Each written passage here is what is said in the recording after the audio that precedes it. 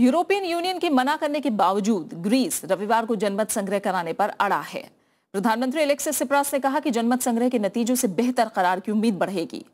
European union और अंतर्राष्ट्रीय मुद्रा कोष ने कहा है कि जनमत संग्रह के बाद ही ग्रीस से बातचीत होगी। ग्रीस के डिफॉल्टर घोषित होने के एक दिन बाद प्रधानमंत्री एलेक्सिस सिप्रास ने देश को संबोधित किया। उन्होंने जनमत संग्रह से पीछे हटने की खबरों को गलत बताया और लोगों से यूरोपियन यूनियन का प्रस्ताव खारिज करने की अपील की। Κυρίαρχα για το μέλλον του.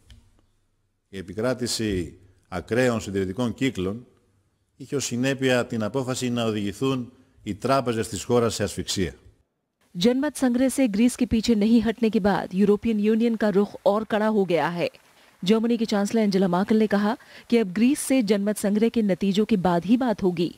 Es ist gerade auch deshalb nicht einfach nur so dahingesagt, wenn ich wieder und wieder betone, die Tür für Gespräche mit der griechischen Regierung war immer offen und bleibt immer offen.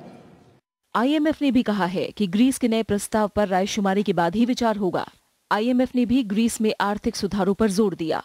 The IMF believes in a balanced approach on all fronts.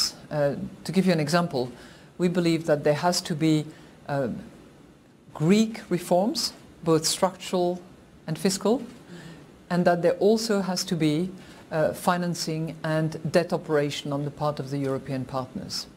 Greece संकट का असर वैश्विक बाजार पर भी दिख रहा है। हालांकि जानकार भारत पर इसका असर ज्यादा नहीं देख रहे हैं। बुधवार को भारतीय शेयर बाजार अच्छी बढ़त के साथ बंद हुए। Our forex reserve is quite sound. And our trade component with Greece is insignificant. So it's going to be less than 1% of your GDP. So the trade component, it's not going to be, have the significant impact. आर्थिक सुधारों के European union के प्रस्ताव पर Greece में जनमत संग्रह होना है।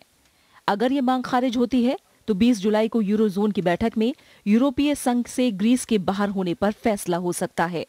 कृति मिश्रा के साथ ब्यूरो रिपोर्ट, राज्यसभा टीवी।